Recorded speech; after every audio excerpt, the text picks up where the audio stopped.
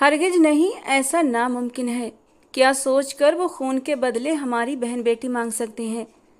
राजवीर प्रताप ने गुस्से से कहा। रुद्र प्रताप कहाँ है? वो क्यों नहीं जवाब देता पंचायत वालों को? राजवीर प्रताप को अपने भतीजे रुद्र पर पूरा भरोसा था, लेकिन इस बात से नाराज भी थे कि आखिर उसने अमर सिंह के बेटे की जान क्यों ली, और जिसका खमियाजा इस सूरत में भुगतना पड़ रहा था कि वो लोग अपने बेटे की जान के बदले प्रताप खानदान की बेटी चाहते थे। और बदले में गई लड़की के साथ क्या सलूक होता है, पूरा गांव अच्छे से जानता था। रुद्र यहाँ नहीं है भाई साहब, विक्रम प्रताप ने नामे सिर हिलाकर ये बात कही थी। हद है, वो अमर सिंह के बेटे को मारकर खुद कहाँ चला गया है? क्या उसे पता नहीं कि अब पंचायत में ये मामला उठाया जाएगा? राजवीर जी काफ़ी गुस्से में थे। क्यों इतना चिल्ला रहे हैं? अचानक रुद्र प्रताप की एंट्री पर वहां मौजूद सभी लोग चुप हो गए। वो 29 वर्षीय जमींदार बेहद आकर्षक और दमदार मर्द था। जितना खूबसूरत और ऊंचे कदकाठी वाला, उतना ही गुस्सैल भी। उसे जब गुस्सा आता तो अगर सामने वाला उसका दुश्मन होता तो जान से हाथ धो बैठता, और दोस्त भी उससे डरते थे। वो एक रौबदार मर्द था। अपने गुस्से में वो किसी की जान ले चुका था, और किसी और की नहीं बल्कि अमर सिंह के छोटे बेटे की।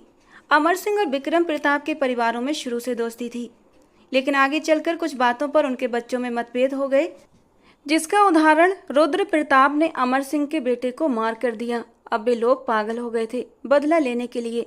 आज पंचायत लगी थी जिसमें खून के बदले खून की बात की गई थी, लेकिन रुद्र वहां मौजूद नहीं था, इसलिए पंचायत को भंग कर दिया गया और अब कल फिर से वही सब होना था। प्रताप परिवार के सभी मर्द उस वक्त सिर जोड़े बैठे थे। क्या मसला है? इतनी उथल पुथल क्यों मची है हवेली में? वो आगे बढ़ते हुए अपनी लाल रेशमी शॉल को कंधे से दूसरे कंधे पर झटकते हुए अपनी गहरी हरी आंखों से सबको देखता हुआ बोला, क्योंकि अब वो लोग जान के बदले जान मांग रहे हैं, या फिर प्रताप खानदान की इज्जत मांग रहे हैं। विक्रम प्रताप की बात पर रुद्र के हाथों की मुट्ठियां कस गईं, जबकि हवेली की इकलौती औरत सुलोचना देवी भी वहां पर मौजूद थीं, सिवाय घर की लड़कियों के, जो अंदर से ही सब कुछ सुन रही थीं। कृतिका का दिल जोरों से धड़क रहा था। खून बहा में औरत की डिमांड की गई थी। गौहर रुद्र की बहन थी और कृतिका रुद्र की पत्नी। दोनों एक दूसरे का हाथ थामे खड़ी कांप रही थी। उनकी इतनी हिम्मत नहीं वो खून बहा मांगे। मैं मौजूद हूँ, मुझसे आकर बात करें वो लोग। रुद्र गुस्से से दहाड़ा था। वो आपसे क्या बात करेंगे जब कातिल ही आप हैं? हम पूछते हैं, इतना भी क्या गुस्सा कि आपने उस लड़के को मार ही डाला? विक्रम की बात पर रुद्र ने गहरी सांस ली थी। जो जिस लायक होता है रुद्र उसे बही देता है। रुद्र की आंखों में जरा सा भी पश्चाताप नहीं था, जिस बात पर राजवीर जी को भी बहुत गुस्सा आने वाला था। आ तो गया हूँ, मारा नहीं हूँ, देख लेंगे कल क्या होता है। उसके मरने की बात सुनकर सुलोचना देवी का दिल कांप गया। वो उनका जवान बेटा था, कैसे मरने की बात कर सकता था? वो प्रताप हवेली का इकलौता वारिस था। अगर उसे कुछ हो जाता तो वो तो मर ही जाती। अपनी बात कहता हुआ वो अपने कमरे की ओर बढ़ गया था। विक्रम, मुझे नहीं लगता कि ये मामला ऐसे इतनी आसानी से ख़त्म होगा, राजवीर प्रताप ने कुछ सोचते हुए विक्रम प्रताप से कहा। विक्रम बेटे की यही अकड़ और घमंड देखकर होंठ भींच कर रह गए थे। एक तो उसने किसी की जान ली और ऊपर से उसका ये सख्त रवैया। भगवान दया करे। विक्रम जी ने मन ही मन भगवान से प्रार्थना की थी। रुद्र कमरे में आते ही अपनी शॉल बिस्तर पर फेंककर आईने के सामने खड़ा हो गया। वो एक बॉडी बिल्डर था, दुश्मन उससे पनाह मांगते थे। वो दांत पर दांत जमाए खुद को आईने में देख रहा था और उन लम्हों को भूल नहीं पा रहा था जिसमें उसने अमर सिंह के बेटे को मौत के घाट उतारा था। दूर है उस लड़की से।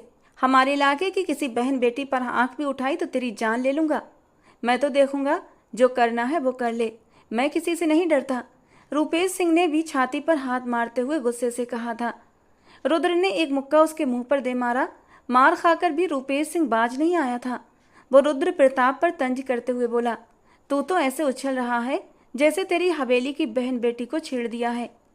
इस बार रूपेश ने रुद्र की दुखती रग पर हाथ रख दिया था।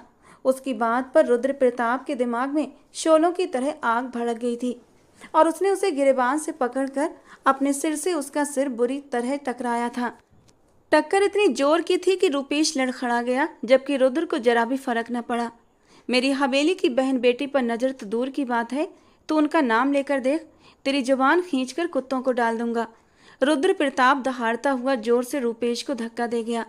इस धक्के में रूपेश लड़खड़ाता हुआ पीछे गया और गहरी खाई में गिर गया। ये सब कुछ इतना अचानक हुआ कि कुछ पल तो किसी को कुछ समझ ही ना आया। रुद्र के मुनीम दीनू जी ने आगे बढ़ते हुए नीचे खाई की ओर देखा, जहां रूपेश का नामो निशान तक न था। ये क्या कर दिया राजा साहब, ये तो खाई में गिरकर मर गया, दीनू ने घबरा कर कहा। रुद्र प्रताप की ओर देखते हुए कहा। रुद्र प्रताप ने कहर बरसाती नजर दीनू पर डाली। अपनी अजरक की शॉल को झटके से कंधे से दूसरे कंधे पर डालता वो वापस अपनी गाड़ी की ओर बढ़ गया।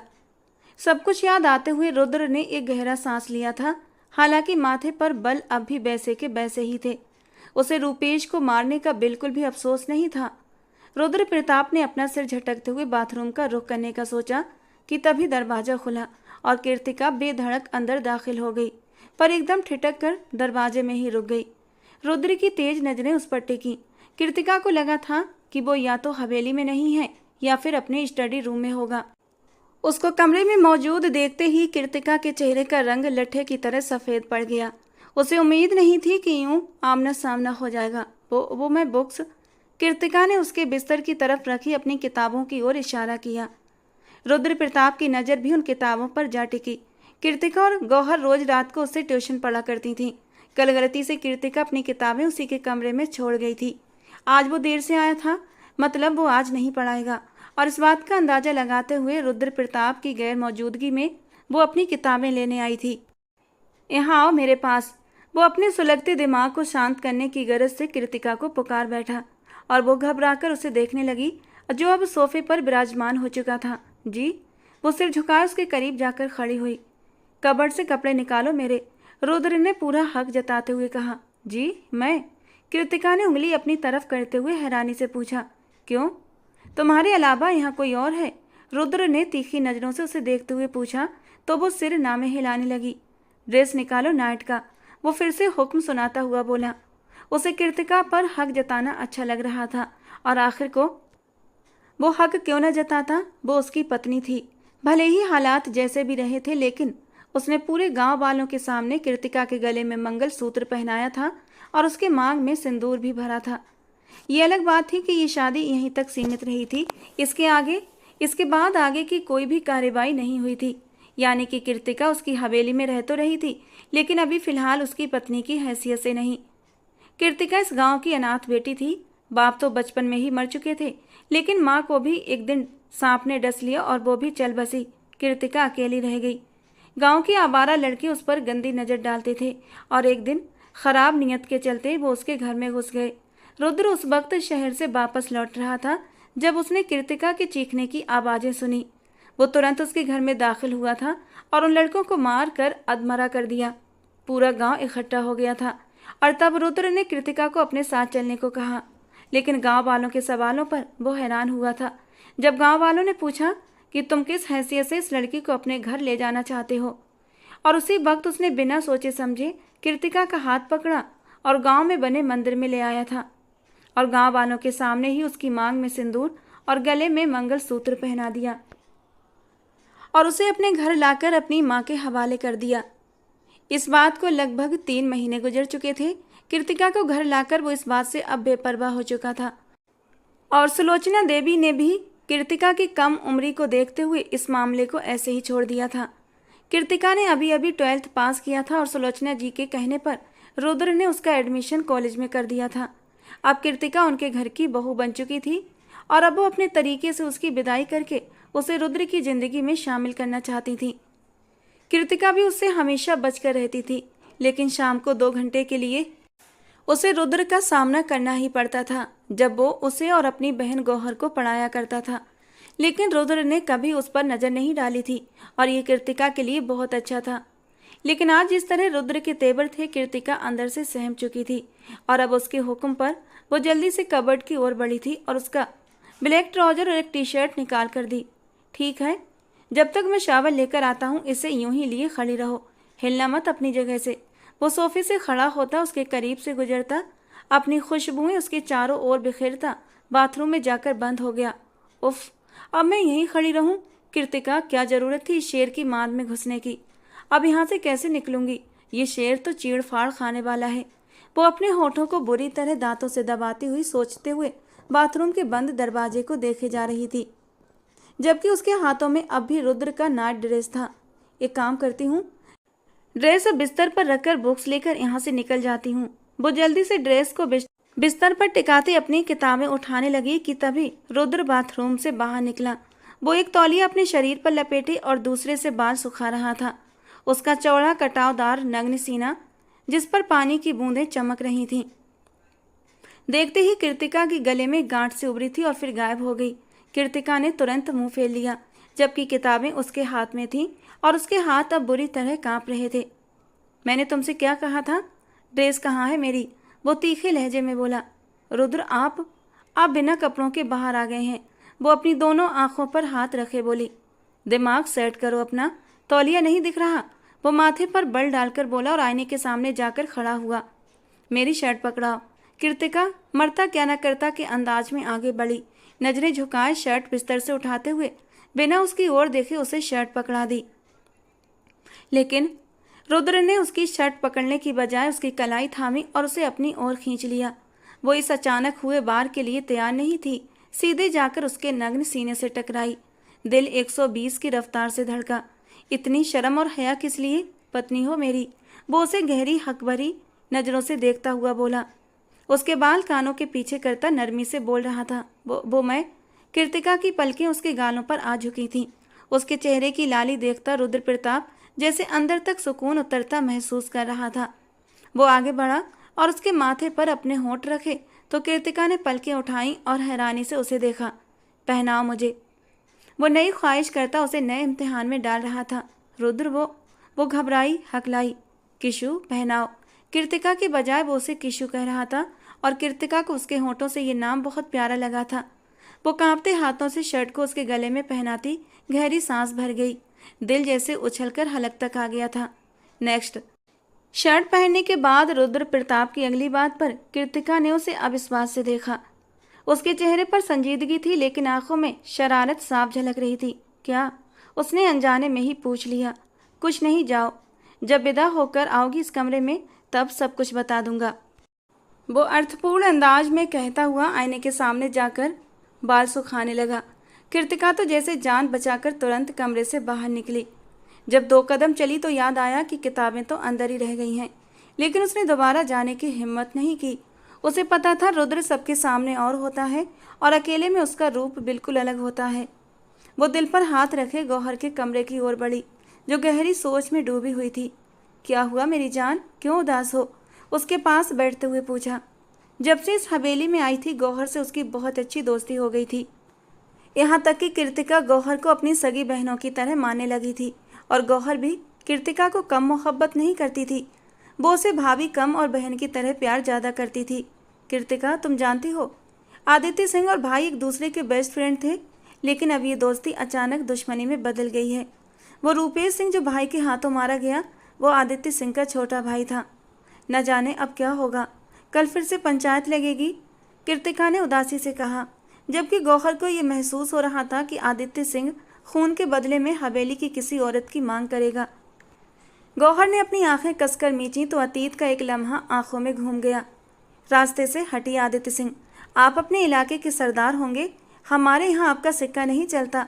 गौहर ने मुंह बनाते हुए गुस्से में कहा। मैं अपना सिक्का चलाने यहाँ आया भी नहीं, सिर्फ इतना कहने आया हूँ कि जो शिकायत तुमने मेरे भाई के खिलाफ प्रिंसिपल से की है वो वापस ले लो, वरना क्या? डरा किसे रहे हैं? ये आपका गांव नहीं जहां आप मुझ पर रौब जमाएं। ये शहर है और यूनिवर्सिटी में हम लोग पढ़ने आते हैं, और यहाँ आपका भाई आए दिन लड़कियों को छेड़ता है, उन्हें परेशान करता है, तो उसका भी अंजाम यही होना चाहिए कि उसे रस्टिकेट कर दिया जाए। गौहर ने बिना डरे सर्द आवाज में आदित्य सिंह की आंखों में आंखें डालकर कहा।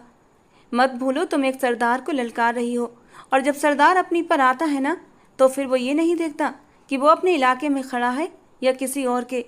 बेहतर होगा कि अपनी शिकायत वापस ले लो। आदित्य ने 2 कदम गुस्से से उसकी ओर बढ़ते हुए कहा।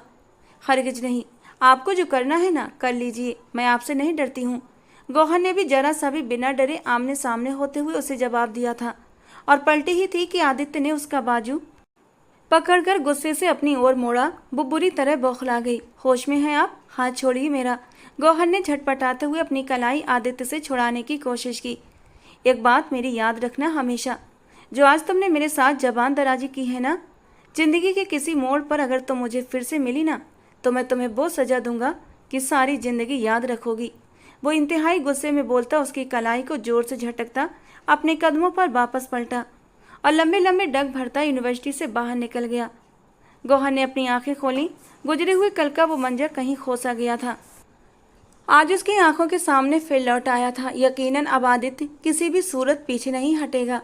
रूपेश वही था जिसने यूनिवर्सिटी में हर लड़की को तंग कर रखा था। किसी में हिम्मत नहीं थी कि उसके खिलाफ कोई एक्शन ले सके, लेकिन गौहर ने न सिर्फ एक्शन लिया बल्कि उसे यूनिवर्सिटी से रस्टिकेट भी करवा दिया। आज वक्त उसके हाथ में था, क्योंकि रूपेश की मौत रुद्र प्रताप के हाथों हुई थी। गौहर सोच सोच कर सारी रात जागती रही। उसे अपने भाई से बहुत मोहब्बत थी। वो नहीं चाहती थी कि आदित्य बदले में उसके भाई को मांगे। रो रो कर उसकी आंखें सूज चुकी थीं। अगले दिन फिर से पंचायत बैठी, जहां रुद्र प्रताप और आदित्य आमने सामने बैठे थे। आदित्य की गहरी काली आंखों में इस वक्त लाल डोरे साफ चमक रहे थे। उसका बस नहीं चल रहा था कि सामने बैठे रुद्र को वहीं मार दे, लेकिन उसे पंचायत के फैसले का इंतजार था। आप इस मामले में कुछ कहना चाहेंगे? सरदार करण सिंह ने रुद्र प्रताप की ओर देखते हुए पूछा। ये सब एक एक्सीडेंट था, हादसाई मौत हुई है। मैं उसे मारना नहीं चाहता था, लेकिन फिर भी मैं खून का बदला देने को तैयार हूँ। जो चाहे मुझसे मांग सकते हैं। रुद्र प्रताप ने जैसे नाक से मक्खी उड़ाते हुए कहा था। सरदार करण सिंह ने आदित्य की ओर सवालिया नजरों से देखा। मेरे भाई का खून इतना सस्ता नहीं कि पैसे लेकर छोड़ दूं। खून के बदले खून ही लूंगा। मुझे अपने भाई की मौत के बदले में रुद्र प्रताप का सर चाहिए। आदित्य, विक्रम प्रताप ऊंची आवाज में गरजे। मेरे बेटे की तरफ नजर उठाकर भी देखा ना तो वो नजरें निकाल लूंगा। वो बेहद गुस्से में आगे बढ़कर आए थे। क्यों? खून सिर्फ आपका है, हमारा खून सस्ता है। आपके बेटे ने मेरे बेटे की जान ली है और उसकी कीमत सिर्फ 2 तरीकों से ही उतारी जा सकती है, या तो बेटे की जान या फिर इज्जत की कुर्बानी।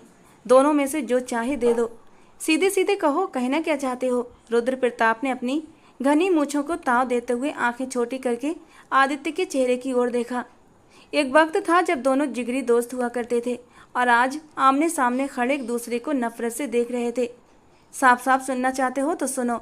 अपने आप को बचाने के लिए तुम्हारे पास 2 ऑप्शन है, तुम्हारी बहन या फिर वो लड़की जिसे फिलहाल तुमने अपने नाम पर अपनी हवेली में रखा हुआ है। दोनों में से जो चाहे हमारे हवाले कर दो और अपनी जान बचा लो। आदित्य की बात पर रुद्र प्रताप के दिमाग में जैसे आग लग गई। अपनी जगह से उठते हुए उसने आदित्य का गिरेबान पकड़ा और उसके मुंह पर एक जोर का मुक्का मारा। जुर्रत कैसे हुई तेरी कि तू मेरी बहन या मेरी बीबी का नाम ले? मैं तेरी जान ले लूंगा। रुद्र प्रताप बुरी तरह गुस्से में आया हुआ था, जबकि आदित्य ने एक बार भी पलटकर रुद्र प्रताप पर हाथ नहीं उठाया था, बल्कि चुपचाप उसकी मार खा रहा था। विक्रम प्रताप ने बेटे का हाथ पकड़कर उसे रोका। ये सब कुछ सही नहीं हो रहा प्रताप। बेहतर होगा अपने बेटे को कहो कि वो अपने गुस्से पर काबू रखे। इस तरह मामला सुलझने की बजाय और भी बिगड़ जाएगा।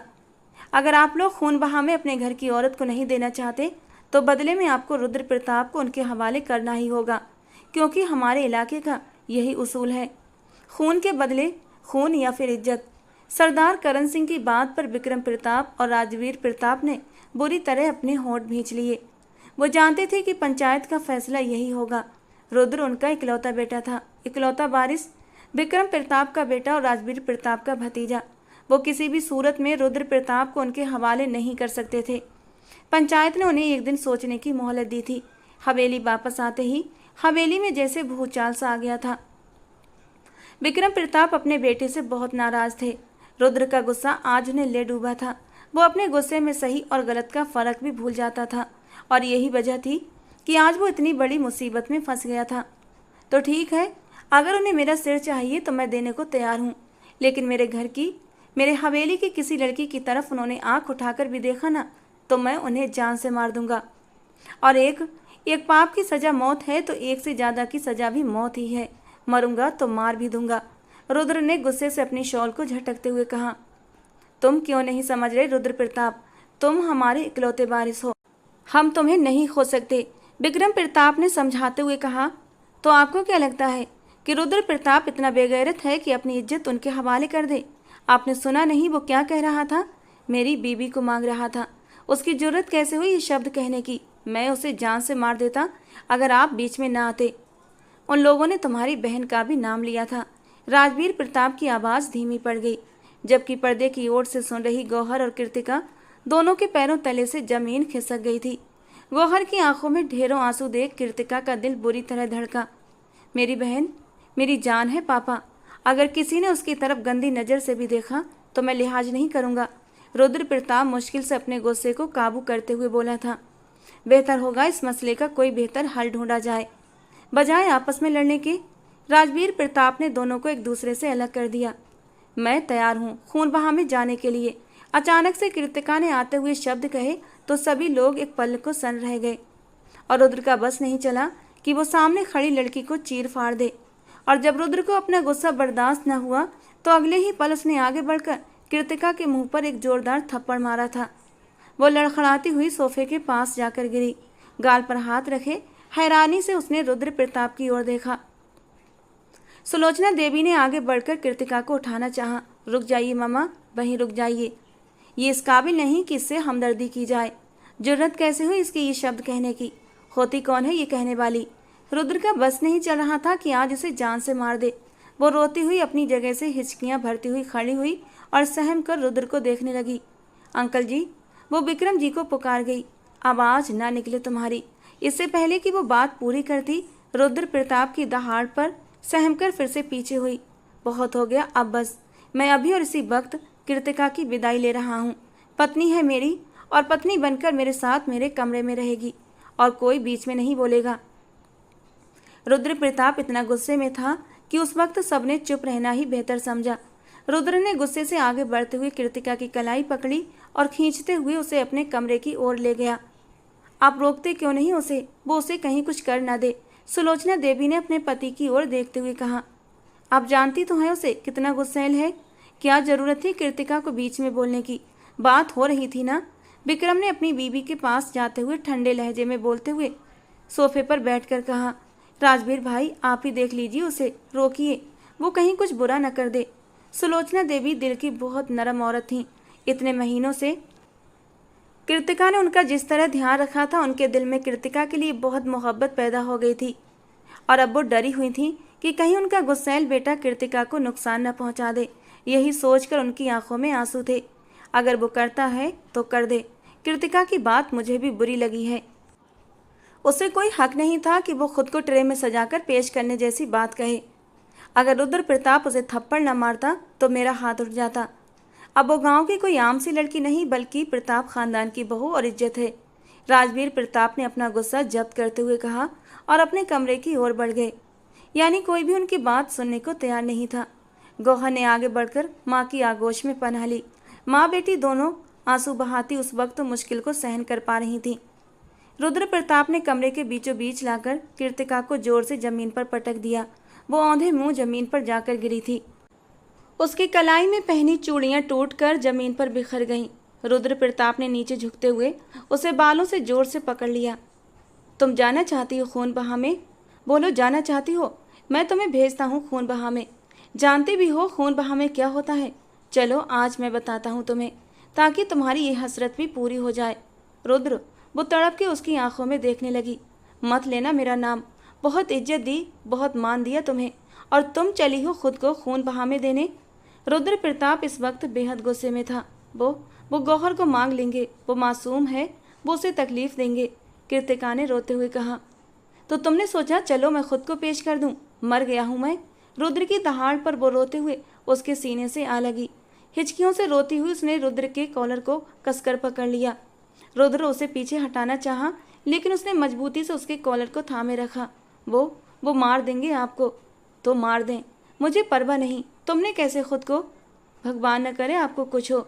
आपको कुछ होने से पहले कृतिका मर जाएगी। वो गम से चूर मोहब्बत से भरे लहजे में बोली। लेकिन फिर भी रुद्र का गुस्सा कम नहीं हुआ। उसने कृतिका को जमीन से उठाया तो अब भी वो उसके सीने से लगी हुई थी और उसकी हरी आंखों में देखने लगी। मैं आपको नहीं खोना चाहती रुद्र। वो फिर से उसके सीने से लग गई। उसके दिल में एक डर बैठ गया था। वो सिंह लोग थे, अपना बदला किसी सूरत नहीं छोड़ते थे और गौहर कल से रो रो कर बेहाल हो रही थी। रुद्र और गौहर दोनों में ही उसकी जान बसती थी। किसी एक को भी तकलीफ पहुंचे वो सहन नहीं कर सकती थी, इसीलिए बिना सोचे समझे सबके सामने इतनी बड़ी बात कह दी।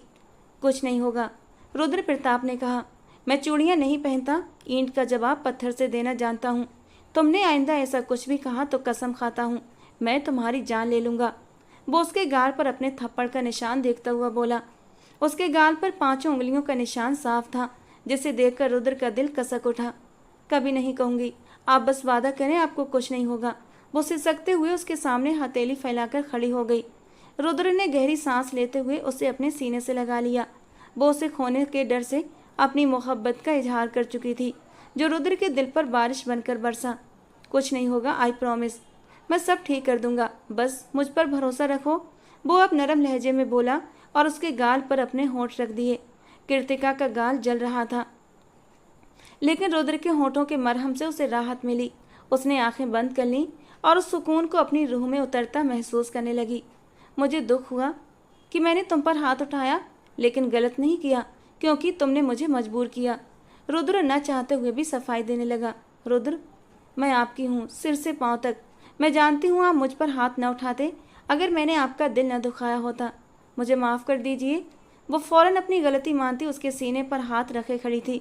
रुद्र ने उसकी कलाइयों को देखा, जहाँ चूड़ियाँ टूटने से कुछ टुकड़े उसकी कलाई में घुस गए थे। उन्हें निकालते हुए उसने वहाँ भी अपने होंठ रखे। मुझसे कभी दूर जाने की बात मत करना। वो उसे जोर से अपनी बाहों में भर चुका था, जबकि वो इतना गुस्सैल था कि सबको लग रहा था आज कृतिका की खैर नहीं, वो उसे सजा देगा। लेकिन सच्ची मोहब्बत में सजाएं नहीं, वफाएं काम आती हैं, और कृतिका रुद्र की वफादार थी और वो उसकी इसी वफादारी से इश्क कर बैठा था, जहाँ से अब वापसी का कोई रास्ता नहीं था। पंचायत फिर से लगी थी, लेकिन रुद्र प्रताप वहाँ मौजूद नहीं था और ये सब राजवीर और विक्रम प्रताप की सोची समझी योजना थी। वो जानते थे कि रुद्र इतना जिद्दी है कि खुद को उनके हवाले कर देगा, लेकिन अपनी बीबी और बहन पर आंच नहीं आने देगा। इसीलिए वो रुद्र को किसी बहाने से गांव से बाहर शहर भेज चुके थे। अब विक्रम साहब अपनी बेटी गौहर को लिए वहां पहुंच गए। विक्रम प्रताप किसी भी तौर अपने बेटे की जान जोखिम में डालना नहीं चाहते थे। वो अपनी बेटी गौहर के सामने आकर खड़े हो गए थे। गौहर बाप की आंखों में मचलते सवाल देख चुकी थी। आंखों के आंसू साफ करते हुए उसने सर झुका लिया। पापा, मैं अपने भाई की जान बचाने के लिए कुछ भी कर सकती हूँ। मुझे आपका फैसला मंजूर है। और विक्रम जी ने बेटी को गले से लगा लिया था। वो जानते थे इस खून के बदले उन्हें अपनी किसी एक बच्चे की जान की कुर्बानी देनी होगी। रुद्र को देने का मतलब था उसी वक्त रुद्र की मौत, लेकिन गौहर को बदले में देने का मतलब था अगर गौहर की किस्मत हुई तो उसे अपने पति का प्यार मिल भी सकता था। और जहाँ तक वो आदित्य को जानते थे, आदित्य बहुत ही अच्छा और दिल का साफ लड़का था, और यही सोचकर उन्होंने गौहर की कुर्बानी दी थी, एक उम्मीद के साथ कि गौहर की किस्मत में शायद भगवान ने खुशियाँ इसी सूरत में लिखी हों। गौहर भाई और भाभी की खातिर अपनी कुर्बानी देने को तैयार हो गई थी। आदित्य सिंह, खून बहा में हम अपनी बेटी देने को तैयार हैं, विक्रम साहब ने काले दुपट्टे से चेहरा ढांपे खड़ी गौहर की ओर देखते हुए कहा, जो थर थर कांप रही थी। भरी पंचायत में अकेली औरत खड़ी थी, जो सिर से पांव तक ढकी हुई थी। यूं तो आदित्य सिंह रुद्र प्रताप से बदला लेना चाहता था उसे मारकर, पर वो ये भी जानता था कि वो अपने खानदान का इकलौता वारिस है, इसलिए चाहे कुछ भी हो जाए विक्रम प्रताप अपने बेटे रुद्र प्रताप पर आंच नहीं आने देंगे।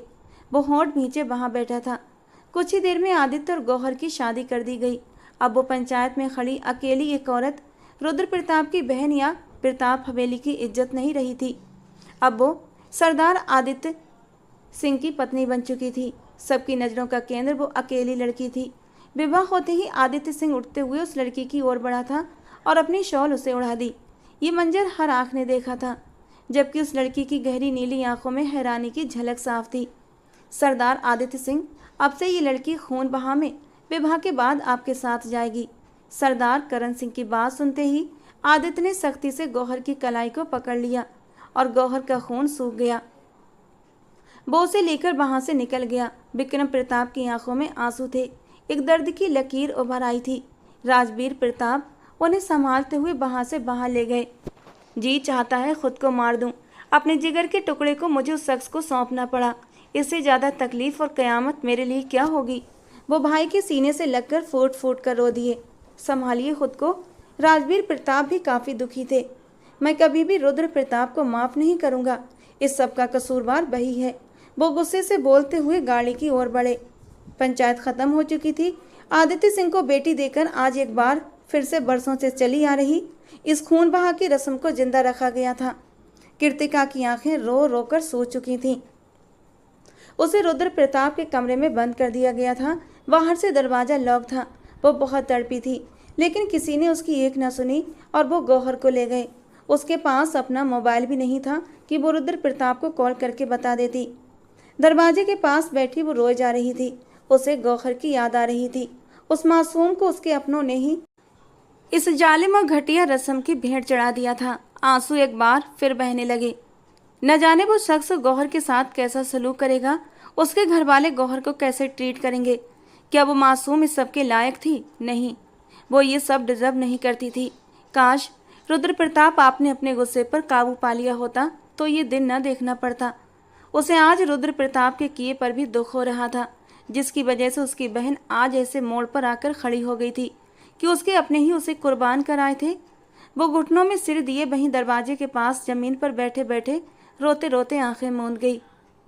आदित्य सिंह गौहर को लेकर हवेली में दाखिल हुआ तो सबने उसकी ओर देखा।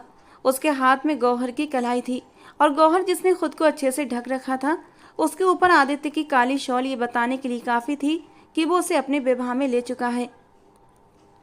दादी ने सिर नामे हिलाते हुए दुख से आदित्य को देखा। वो इस बेहुदा रस्म के सख्त खिलाफ थी। सिर्फ वही नहीं, बल्कि हवेली की हर औरत इस रस्म के खिलाफ थी। जहाँ करते तो मर्द थे और भुगतना औरतों को पड़ता था। हर बार औरत ही क्यों सजा के लिए आगे कर दी जाती थी? मर्द होकर मर्द से बदला क्यों नहीं लिया जाता था?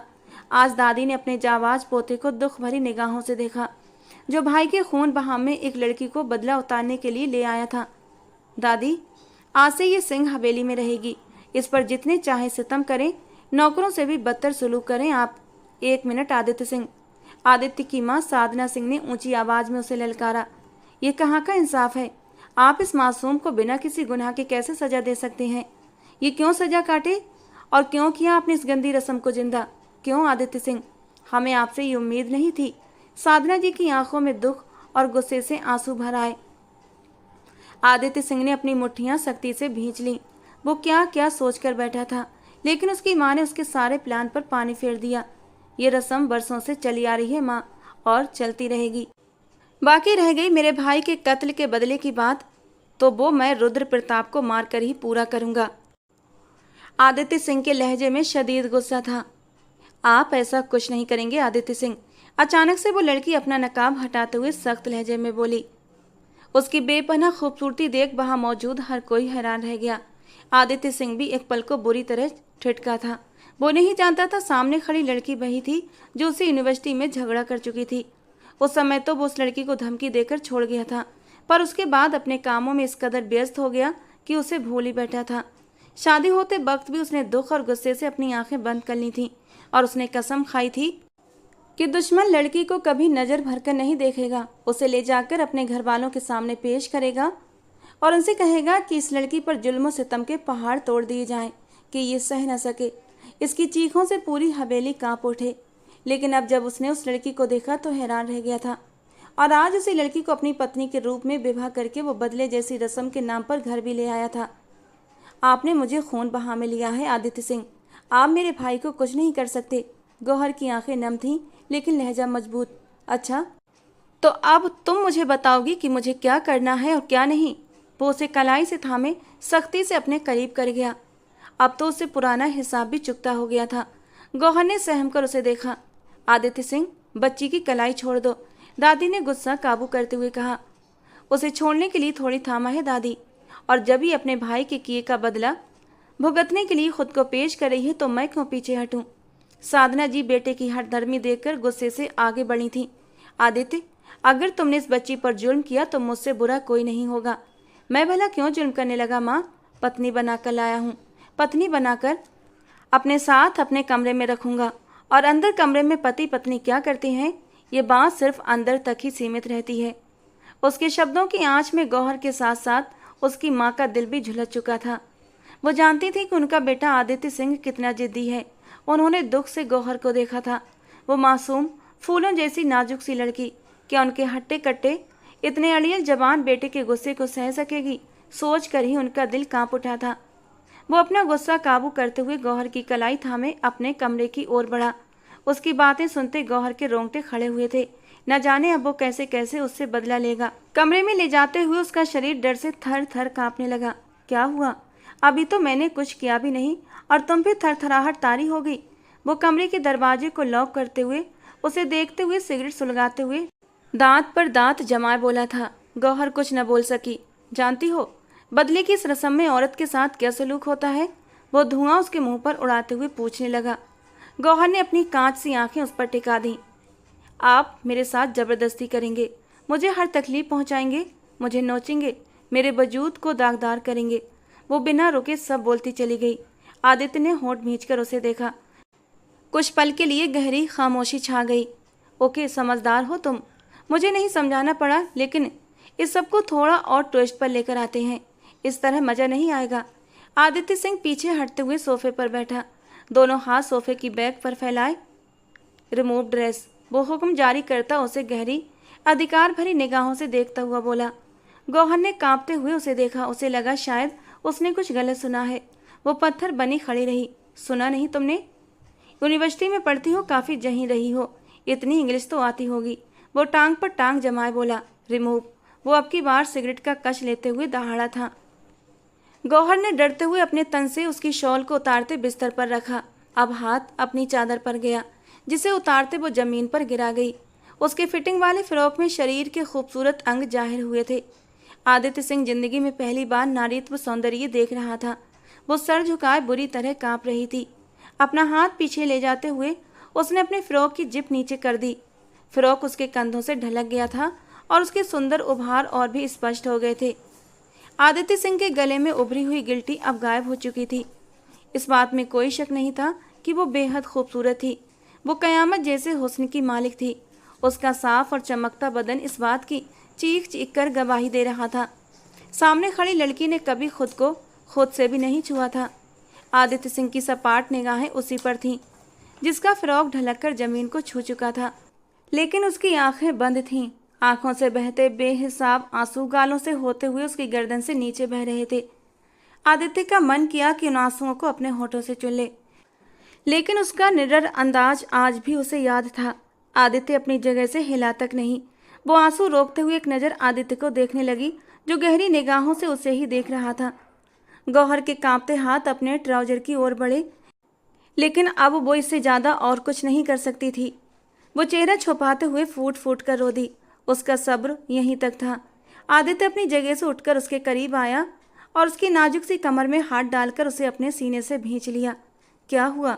बस इतनी ही हिम्मत थी। वो उसे संजीदा नज़रों से देखते हुए बोला, जबकि उसकी नरम मुलायम धड़कनों की नाजुकी को अपने सीने पर महसूस करते हुए उसके अंदर एक चिंगारी सी उठी थी। वो दोनों हाथ आदित्य सिंह के कंधों पर टिकाए एक जोर की हिचकी भर गई। उसकी आंखों में शिकायत पड़ते ही आदित्य का माथा तन गया। ये आंखें यूँ शिकायत करती बिल्कुल भी अच्छी नहीं लग रही। तुम खुद चाहती हो कि तुम्हारे भाई के किए की सज़ा तुम्हें मिले, फिर ये आंसू क्यों? वो उसकी आंख की कोर के नीचे छोटा सा काला तिल देखते हुए नरम लेकिन ठंडे लहजे में पूछ रहा था। गौहर ने उस चुंबकीय चेहरे वाले आदमी को देखा, जो देखने में जितना खूबसूरत था, दिल से उतना ही बुरा। उसने अपनी पलकें झुका लीं। चलो, तुम्हारी हिम्मत की दाद देता हूँ।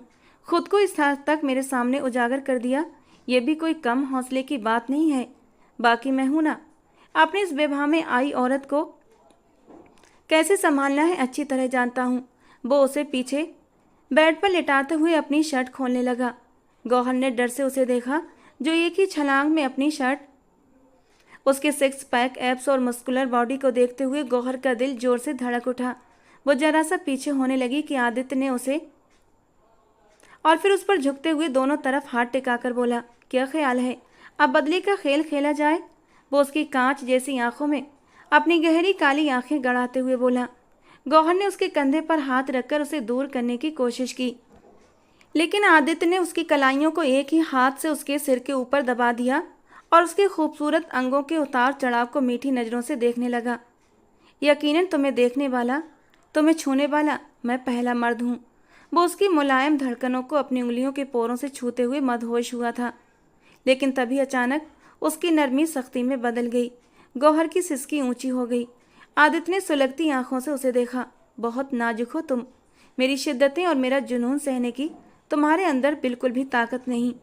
जरा सा छूने पर ही सिसक उठी। वो उसका मजाक उड़ाते हुए बोला, आपके आपकी उंगली में वो अंगूठी। गौहर को कुछ चुभा था, इसलिए वो बेध्यानी में बोल भी पड़ी। आदित्य सिंह ने अपनी उंगली को देखा तो उसमें एक छल्ला था जिसकी नोक बाहर को निकली हुई थी और वही गौहर को चुभा था। आदित्य ने वो छल्ला उतार कर एक तरफ रखते हुए उसके चेहरे को अपने चेहरे के पास किया। तुम मेरे पास इसलिए आ रही हो कि तुम्हारे भाई की जान बख्श दूं, जबकि मैं ऐसा हरगिज नहीं करने वाला। आदित्य ने कट्टर अंदाज में कहा, आप वादे से फिर नहीं सकते। गौहर ने आंसू रोकते हुए सख्त लहजे में कहा, मैं कुछ भी कर सकता हूँ। हाँ, अगर तुम मुझे खुश कर सको तो मैं अपना इरादा बदल सकता हूँ। उसने नीचे करके उसे अपने ऊपर लेटा लिया। क्या क्या मतलब? वो खुद को आदित्य के साथ टच होते देख सशंकित होते हुए बोली, सिंपल, मेरा साथ दो। मुझे जोर जबरदस्ती करना पसंद नहीं और ना ही मुझे तुम्हारे इस खूबसूरत वजूद को तकलीफ पहुंचाने का मन है। यकीनन तुम मुझे एंग्री नहीं होने दोगी। वो उसके चेहरे पर फूंक मारते हुए गंभीर लहजे में बोल रहा था। ऐसा ऐसा करने से आप मेरे भाई को छोड़ देंगे ना? वो उसके गले के चारों ओर बाहें डालकर मासूमियत से पूछ रही थी। हाँ, सोचा जा सकता है। अब तुम पर डिपेंड करता है तो मुझे किस हद तक इस सोच की ओर ले जाती हो। वो उसके नरम और नाजुक होंठों को फोकस करते हुए गहरी सांसों से बोला। गौहर की आंखों से आंसू बह रहे थे। मुझे मुझे क्या करना होगा? उसने डरते डरते पूछा। किस्मी। वो इसी तरह लेटे लेटे उसे आदेश दे गया। गौहर ने झुककर उसके गाल पर होंठ रखे और आदित्य ने उसे घूर कर देखा। बीबियां कहाँ प्यार करती हैं, ये तक नहीं पता तुम्हें? मुझे नहीं पता। वो रोते हुए परेशान होती उसके सीने में मुंह छिपाते हुए बोली। उसका यूं उसके सीने से लगना आदित्य के पूरे शरीर में करंट की तरह दौड़ गया था। उसके लिए अचानक दिल में भावनाएं बदल गई थी। उसने बहुत नरमी से उसका चेहरा सामने किया और उसकी रोई रोई आंखों को देखा। अभी तक मैंने रोने की वजह नहीं दी है और तुमने अपनी आंखें सुझा ली। वो इस बार बहुत नरमी से बोला था, जिस पर गौहर हैरान हुई। चलो फिक्र मत करो, मैं हूं ना, सिखा दूंगा। वो धीरे धीरे उस पर झुकते हुए उसे अपनी बाहों में समेट कर नीचे कर गया।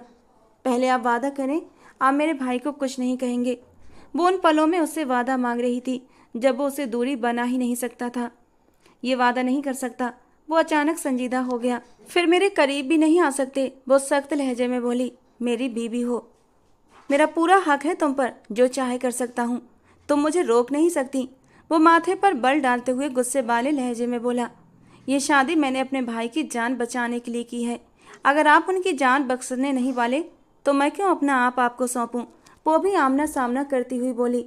आदित्य ने एक नज़र उसे गहरी निगाहों से देखा। उसका सरापा ऐसा तो नहीं था कि वो अनदेखा कर देता या उसके पास न जाता। धीरे से उसकी ब्यूटी बोन पर लब रखते हुए वो उसे बेबस कर गया। वो बुरी तरह झटपटाई थी, लेकिन आदित्य की पकड़ से खुद को निकाल न पाई। अब आज ना आए, कहा था साथ दो, लेकिन तुम नहीं मानी, तो अब सहो मेरी शिद्दतों को, जो तुम्हें इस रूप में देखकर तुम पर बरसने के लिए तैयार हैं। वो उसके लबों पर झुकते हुए उन्हें अपनी पकड़ में ले गया।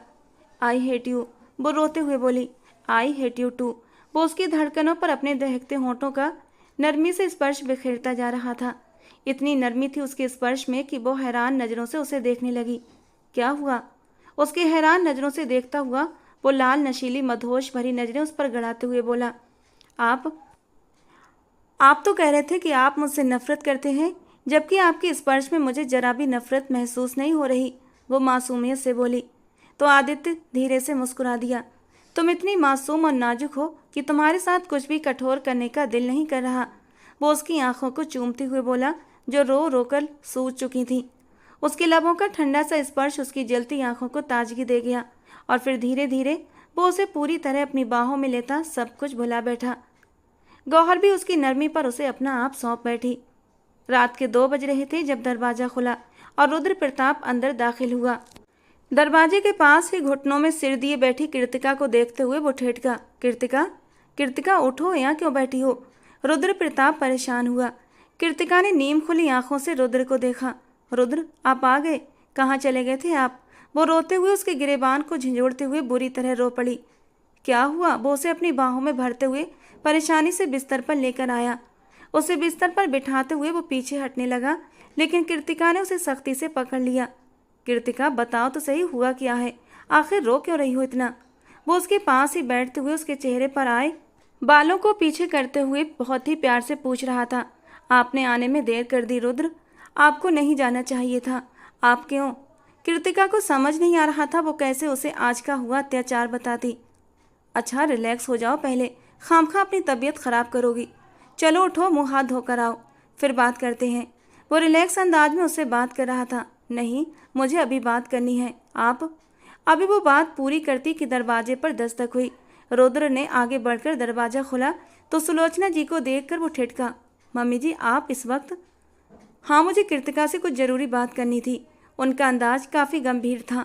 जी, अंदर आइए, रुद्र प्रताप ने कहा। रुद्र, तुम काफ़ी लेट आए हो, फ्रेश हो जाओ, मैं खाना देती हूँ। नहीं मम्मी जी, भूख नहीं है, मैं बस आता हूँ। वो बाथरूम में घुसते हुए उन्हें अकेला छोड़ गया। कृतिका, रुद्र प्रताप को कुछ बताने की ज़रूरत नहीं थी। जो बताना होगा, जिस तरह बताना होगा, हम लोग खुद बता देंगे, और इस वक्त बताकर घर में विवाद मत डालना। वो माथे पर बल डालकर बोली। लेकिन आंटी जी, वो गौहर, चुप रहो, ये बात अब जबान से मत निकालना। जो बात शोभा नहीं देती उसे कहो भी मत।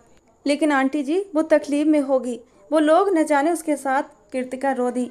ये सब नसीब के खेल हैं। तुम भगवान से प्रार्थना करो गौहर के लिए, भगवान उसके नसीब अच्छे करे। मेरी बेटी बहुत हिम्मत वाली है, आज तक उसने कभी किसी के लिए बुरा नहीं किया, फिर भगवान जी मेरी बच्ची के साथ बुरा क्यों करेंगे? फिलहाल चुप हो जाओ, तुम्हें मेरी कसम। वो अपने आंसू दुपट्टे से सुखाते हुए उठ गईं। वो खुद किस दर्द में थीं क्या बताती, लेकिन मजबूर थीं। औरों की तरह खुदगर्ज हो गई थीं। बेटे को बचाने के लिए बेटी को कुर्बान कर दिया था। हालांकि उन्होंने गौहर को बचाने के लिए पहले विरोध किया था, लेकिन उनका विरोध किसी भी काम नहीं आया, बल्कि उल्टा उन्हें चुप करा दिया गया। वो उठ के दरवाजे की ओर बढ़ी कि कृतिका ने उठकर उन्हें अपने सीने से लगा लिया, जैसे उनका गम हल्का करना चाहा। वो जानती थी गौहर उनकी बेटी है, उनका खून उनके दिल पर क्या गुजर रही होगी। सुलोचना जी ने रोते हुए उसके सिर पर हाथ फेरा और बिना कुछ कहे वहां से बाहर निकल गईं। कृतिका, क्या हुआ है? कौन सी बात है जो तुम्हें इतना परेशान कर रही है? वो शावल लेकर बाहर आया तो कृतिका को आंसू रोके बिस्तर पर लेटे पाया। रुद्र प्रताप को पास आता देख वो उठ बैठी। वो शर्टलेस था, सिर्फ ट्राउजर पहने हुआ था। जैसे ही वो आकर उसके पास बैठा, कृतिका ने उसके गीले सीने पर अपना सिर रखा। उसके गालों की गर्मी से रुद्र प्रताप को अपना सीना जलता हुआ महसूस हुआ। उसका शरीर इस वक्त तंदूर बना हुआ था और उसके शरीर की गर्माहट रुद्र को भी गर्म करने लगी थी। You are too hot. Kritika, बुखार तो नहीं? वो उसकी गर्दन के चारों ओर हाथ रखते हुए प्यार से पूछने लगा। नहीं, मुझे बस आप चाहिए। रुद्र, दूर मत जाइए मुझसे। वो उसके साथ और भी लिपटते हुए खुद को कंट्रोल कर रही थी, वरना उसका बस नहीं चल रहा था वो रुद्र प्रताप को सब कुछ बता दे। और अगर सुलोचना जी ने कसम न दिलाई होती तो वो तो कब का उसे सब कुछ बता चुकी होती। अब ऐसे नज़दीकियां बनाओगी, अपनी नाजुकता महसूस करवाओगी तो खुद पर काबू कैसे रखूंगा? वो गंभीर लहजे में पूछ रहा था। आपको किसने कहा कि काबू रखें? वो सिर उठाकर पूछती इतनी प्यारी लगी कि रुद्र प्रताप ने झुककर उसके होंठों पर नरमी से अपना स्पर्श बिखेरा और वो एकदम से घबरा गई, लेकिन जरा सा भी रुद्र प्रताप को पीछे नहीं हटाया। उसकी इस कदर आज्ञाकारिता पर रुद्र प्रताप उसका सिर तकिए पर रखता उसके होंठों से और अधिक शिद्दत से लिपट गया था। कृतिका का सांस गहरा होता हुआ बिखर रहा था, टूट रहा था। उसने सख्ती से नाखून रुद्र के कंधे में धंसाए। उसकी बेकाबू होती हालत को देखता वो जरा सा पीछे हटा था। क्या हुआ? बस एक लिप किस की मार हो तुम? वो उसकी हालत से मजा उठाता मुस्कुराया। आपका अंदाज बहुत जानलेवा है रुद्र। वो अपने होठों पर चुभन और जलन महसूस करती उससे शिकायत कर गई। आगे इजाजत है या आज के लिए इतनी ही डोज काफ़ी है? वो एक आंख बंद करता पूछ रहा था। कृतिका शर्म से पलकें झुका गई। तभी अगले ही झटके में वो उसकी शर्ट बाजू से ऊपर खींच गया। उसकी नरम धड़कनों को बारीक पर्दे में झांकता वो अपने होठों का किनारा दबा गया। कृतिका ने अपना आप उसके चौड़े सीने में छुपा लिया। क्या हुआ? देखने तो दो, हक है मेरा। वो उसे वापस तकिए पर गिराता मदहोश लहजे में बोला। प्लीज मत देखिए ऐसे। वो सब कुछ भुला चुकी थी। उस पल वो सिर्फ रुद्र को ही सोच रही थी और उसकी संगत में वो सच में सब कुछ भूल जाना चाहती थी। वो कुछ भी याद नहीं रखना चाहती थी। रुद्र ने लाइट्स ऑफ करते हुए उसे अपने मजबूत घेरे में लिया और धीरे धीरे उस पर छाता चला गया। उसकी आंखों का गहरा कंपन महसूस करते हुए वो उसे खुद में भींचता सारी हदें पार करता जा रहा था। कमरे में इस वक्त कृतिका की सिसकियां गूंज रही थीं और रुद्र गहरी होती सांसों के साथ उसके कानों में मीठी सरगोशियां करता उसे अपने ऊपर ले आया। उसके ब्राउन लंबे सिल्की बाल रुद्र के सीने पर बिखरे थे, जिन्हें पीछे करता हुआ वो अपनी शिद्दतों में और भी सख्ती लाता। उसके होठों पर पकड़ जमा गया। वो पूरी तरह उसकी शिद्दतों में डूबी, अपने जिस्म से जान निकलती महसूस करती रुद्र के सीने पर अपना सिर टिका गई। Gauhar, Gauhar open your eyes. Gauhar को सुबह सुबह ही तेज बुखार ने घेर लिया था। आदित्य बहुत बुरी तरह परेशान हो गया। जबकि दादी गौहर के सिरहाने बैठी थी, उसे ठंडे पानी की पट्टियां कर रही थी। सच सच बताइए आदित्य, क्या किया आपने? कुछ बुरा सलूक किया है इस बच्ची के साथ जो इतना तेज बुखार में तप रही है ये? दादी की बात पर आदित्य एक पल को झल्लाया। गौहर उसकी बीवी थी, उसे अपना हक लेना उसका हक था, पर फिर भी वो उसकी नाजुकता की वजह से सावधानी बरतता उसे रात भर अपनी नरम शिद्दतों से भिगोता रहा। और अब इतना संगीन इल्जाम भी सुनने को मिल रहा था। अभी जब जागेगी तो पूछ लीजिएगा कौन से जुल्म के पहाड़ तोड़े हैं मैंने। वो मुंह बनाता रुख फेर गया। तभी नौकरानी ने अंदर आते हुए रुद्र प्रताप के आने की खबर दी। आ गया साला। जबान के नीचे बड़बड़ाता हुआ वो सिर झटकता बाहर निकला। क्या बोल रहे हैं आप? गौहर को कैसे कर दिया आपने? उसे बदले की रस्म के लिए कुर्बान। उस वक्त तो सुबह के 7 बज रहे थे और प्रताप हवेली में एक भूचाल आया हुआ था। रुद्र को सब कुछ पता चल चुका था और अब वो आपे से बाहर हो रहा था। जो होना था हो गया, अब इस बात को यहीं ख़त्म कर दो रुद्र। विक्रम साहब ने होंठ भींचते हुए कहा। अच्छा, ख़त्म कर दूं? अपनी बहन को छोड़ दूं उस गुनाह की सज़ा में जो उसके भाई ने किया ही नहीं? वो हाथों की मुट्ठियां भींचते सख्ती से बोला। क्या मतलब? कहना क्या चाहते हो तुम? विक्रम साहब ने हैरानी से उसे देखते हुए पूछा। अब क्या फ़ायदा पूछने का? जवाब। मेरी बहन के साथ नाइंसाफ़ी कर गए। एक बार भी मुझसे संपर्क नहीं किया, बल्कि बहाने से मुझे यहाँ से भेज दिया। मेरी बहन लावारिस नहीं है पापा, मैं उसे वापस लेने जा रहा हूँ। क्या हो गया है रुद्र? क्यों वो लड़ाई फिर से शुरू करने लगे हो जो ख़त्म हो गई है? विक्रम साहब ने उसे रोकना चाहा। लड़ाई तो ख़त्म हुई है ना पापा, लेकिन जंग तो अब शुरू हुई है। इस जंग को शुरू करने वाला आदित्य सिंह है और इसे ख़त्म रुद्र प्रताप करेगा। वो चट्टानों जैसे मजबूत अंदाज में कहता बाहर निकल गया, जबकि बाकी सब चिंता से उसकी चौड़ी पीठ को देखते रह गए। जैसे ही आदित्य सिंह सीढ़ियां उतरकर नीचे आया, सामने रुद्र प्रताप को गुस्से में इधर उधर चक्कर लगाते देख उसके होंठ भींच गए। और जैसे ही वो सामने आया, रुद्र ने एक घूंसा उसके मुंह पर दे मारा। आदित्य के होंठ का किनारा फट गया था। उसे खून की बूंद निकलती उसे गहरी सांस लेने पर मजबूर कर गई। रुद्र ने एक और बार उसके चेहरे पर मुक्का मारा तो वो चुपचाप सह गया, जबकि उसका जबड़ा अच्छा खासा दुख रहा था, पर उसने जब्त कर लिया। उसकी खूबसूरत काली आंखों में सुर्खियां घुली हुई थीं। रुद्र ने एक टांग उठाकर उसके पेट पर मार दी, जिससे कि वो लड़खड़ाता हुआ पीछे की ओर जाकर गिरा। हे भगवान, क्या हो रहा है? साधना जी ने कांपते दिल से सामने लॉन का मंजर देखा तो तड़पते हुए दिल पर हाथ रख लिया। अपने पोते को यूं मार खाते देख दादी जी की भी चीख निकली थी। वो गौहर को थामे उसके कहने पर उसे बाहर लेकर आई थी, क्योंकि जब उसे पता चला रुद्र प्रताप आया है तो उससे रहा नहीं गया। उसे लगा आदित्य सिंह कहीं उसे कुछ कर ना दे, लेकिन बाहर आकर जब बाहर का दृश्य देखा तो वो दंग रह गई। हे भगवान, तुम मेरे बेटे को क्यों मार रहा है, जालिम का बच्चा? दादी ने दुखी होते हुए कहा। उन्हें बीच में आता देख रुद्र ने अपने हाथ रोक लिए। भाई, गौहर की आवाज़ पर वो उसकी ओर मुड़ा और पल झपकते ही उसके पास पहुंचकर उसे अपने गले से लगा लिया। एक ठंडक का एहसास जागा अपनी बहन को सही सलामत देकर। साला, समझ रहा था मैंने उसकी बहन के साथ कुछ गलत किया है। बदतमीज इंसान, पूरा मुंह का नक्शा ही बिगाड़ दिया। वो दिल ही दिल में सोचता उन दोनों भाई बहन को एक दूसरे से मिलते देख जल रहा था। गौहर मेरे बच्चे, अब ठीक तो हो ना? वो उसका माथा चूम गया। जी भाई, मैं ठीक हूँ, बस जरा सा बुखार है। वो मुस्कुराने की नाकाम कोशिश कर रही थी। बस मेरा बच्चा, रोना नहीं, मैं लेने आया हूँ तुम्हें, चलो मेरे साथ। वो उसकी कलाई थामे बाहर निकलने लगा। गौहर ने गर्दन मोड़कर आदित्य सिंह की ओर देखा, जो अपने गुस्से से जलती निगाहों से रुद्र को ही देख रहा था। नहीं भाई, अब यही मेरा घर है। वो अपना हाथ छुड़ा गई। रुद्र प्रताप अपना खाली हाथ देखता रह गया। भाई, आपको इन पर हाथ नहीं उठाना चाहिए था। वो उसे बहुत समझदारी की बात बताती, ढीले कदमों से चलते हुए आदित्य सिंह के करीब आई थी। आदित्य सिंह तो उसके इस अचानक बदले बर्ताव पर हैरानी से उसे देख रहा था। दर्द तो नहीं हो रहा? वो उसके दुखते गाल पर हाथ रखते हुए पूछ रही थी। गौहर के लहजे में फिक्रमंदी थी। तुम हो ना मरहम रखने के लिए? आदित्य सिंह ने मानीखेज अंदाज में कहा था, जबकि गौहर की पलकें लरज गईं। जी चाहता है तुझे जान से मार डालूं कमीने, वो उसे दिल ही दिल में गाली देता हुआ बोला। तो मार दे, कौन रोक रहा है? नहीं भाई, पहले इनके भाई को मार दिया आपने और अब इनको। जिंदा है वो। रुद्र ने आदित्य को घूरा जो कान खो जाता सर दाएं बाएं करने लगा था। व्हाट? ये अब क्या? गौहर को यकीन न आया। इतने में बिक्रम साहब और राजबीर साहब भी वहां पर आ पहुंचे। साधना जी ने फौरन साड़ी का पल्लू अपने सर पर लिया था। गौहर अपने पिता के गले लगती आंखों में आंसू भर लाई। बिक्रम साहब बेटी को देखकर दुखी हुए थे। अपने किए पर उन्हें पछतावा हुआ और फिर रुद्र ने सारे राजों से पर्दे उठा दिए।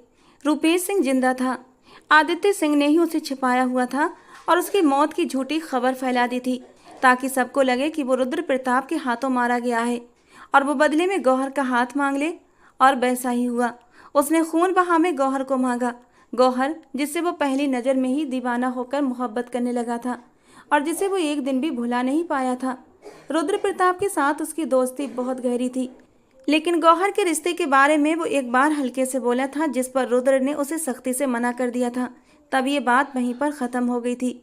पर आदित्य सिंह के दिल में गौहर की छवि बस चुकी थी और फिर उसे मौका मिल गया जब रूपेश पर आदित्य ने हमला किया। वो खाई में नहीं गिरा था, उसे वक्त पर आदित्य के भरोसेमंद आदमी ने बचा लिया था। और रुद्र को तब शक हुआ जब उसने खून बहा में उसकी बहन को मांगा, वरना वो सिंह था और सिंह खून का बदला खून से ही लेते हैं। और रुद्र ये भी जानता था कि सिंह खानदान में इस बदले की रस्म को कितना बुरा माना जाता है। इसके बावजूद भी आदित्य ने इस बदले की रस्म को आगे बढ़ाया और बदला उतारने के लिए गौहर को मांग लिया। रुद्र तो तभी से शक में पड़ गया था कि जरूर दाल में कुछ काला है। रुद्र ने उसके खास आदमी पर नजर रखी। कल रात ही उसे सारी सच्चाई का पता चल गया था। तभी वो हवेली देर से घर पहुंचा था और फिर बाकी उसे देर हो गई थी। आदित्य सिंह गौहर को अपने नाम लिखवा चुका था।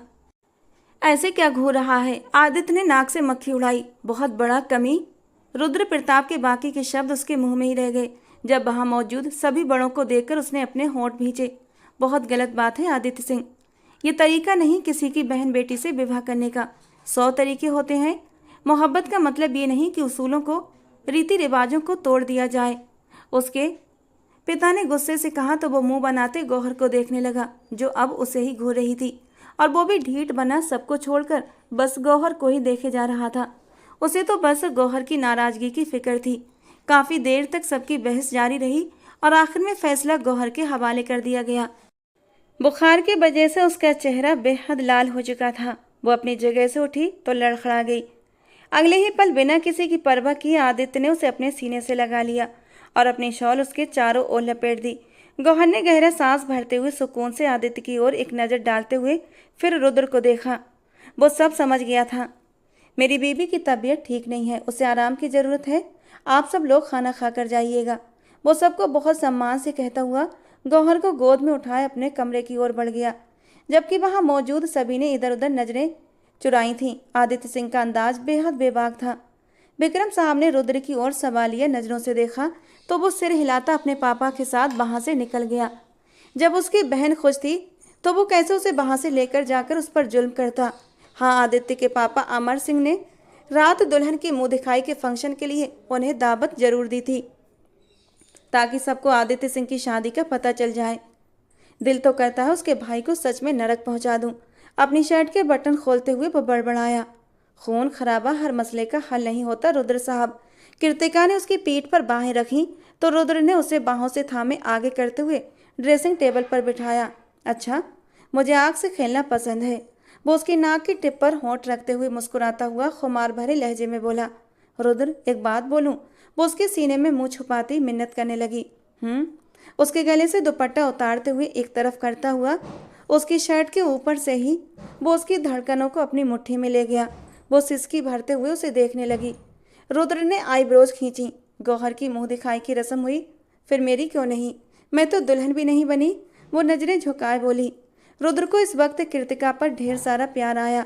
भले उसने अब तक अपने होठों से शिकायत नहीं की थी, लेकिन कृतिका के दिल में ये मलाल जरूर था कि ना तो उसकी शादी धूमधाम से हुई थी, ना ही विदाई।